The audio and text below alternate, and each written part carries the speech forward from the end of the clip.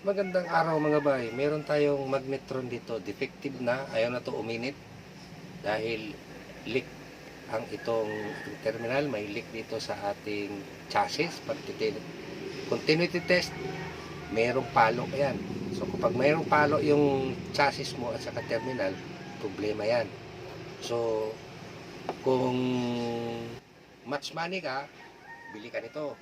Kabit mo, okay na. Pero kung tight ang budget ni customer, pwede nating gawa ng paraan to.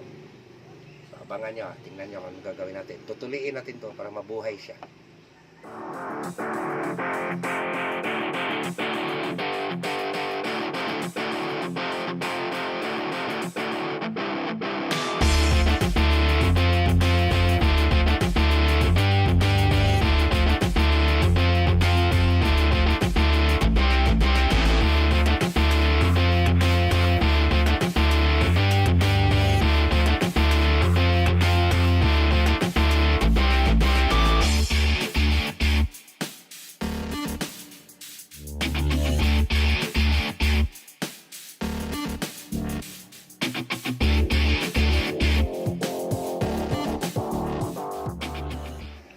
Okay, ito yung sinasabi natin, bay.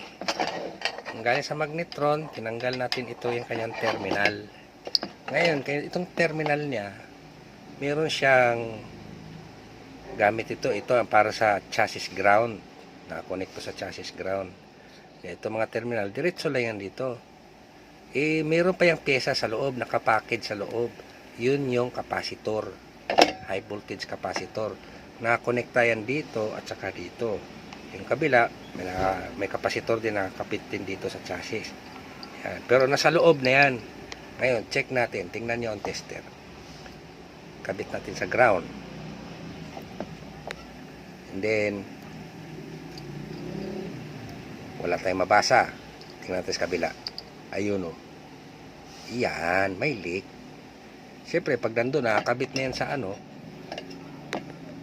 hindi na siya magkaroon ng high voltage kasi itatapon na niya sa ground ng ating high voltage sa transformer. So, ito lang. May ma-order nito online. Pwede mo na maayos ang magnetron. Kasi yung magnetron natin, ayos pa eh. Linis pa oh. Maayos pa siya. So, pwede pa yan. Check nyo rin ang magnet kung walang mga cracks. Kasi minsan, nababasag yung magnet dyan eh. Sobrang init. Isa din yan sa dahilan kaya ayaw mag-init. Pero ito, okay. Intact pa lahat. Maayos pa.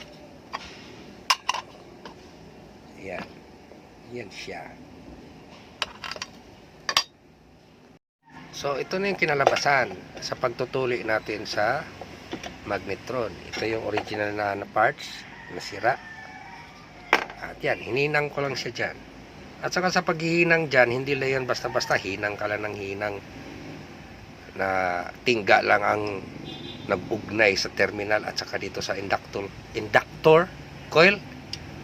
And then, naglagay at talaga ako ng reinforcement dyan mga bay. Yan o, kapirasong tanso. Tinali ko yan dyan. Kinukuil ko siya dito. Saka hininangan para matibay. Kasi pag ginagamit mo ang magnetron sa matagal na minuto, sabihin natin mga 30 minutes, grabe po to mag-init. Mag-init yung buong cavity niyan. Mag-iinit yan. Kung purong tingga lang ang nag-uugnay sa inductor dito at saka itong terminal, malulusaw at tingga, kakalas. So, para hindi kakalas, tinatalian ng tanso. So, ganun lang mga bay. I-actual na natin ito mamaya. Check natin kung may palok pa ba ang kung may leak pa ba siya. Chassis ground, connect, terminal. Wala na siyang palo. Wala nang palo. Lipat natin sa times 10K. Dapat wala na siyang leak. Yan. Wala na, di ba? Balik sa times 1.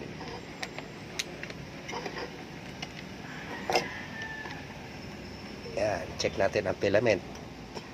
Okay, may palo, di ba? May palo. Goods na yan. Actual natin, kakabit na natin yan.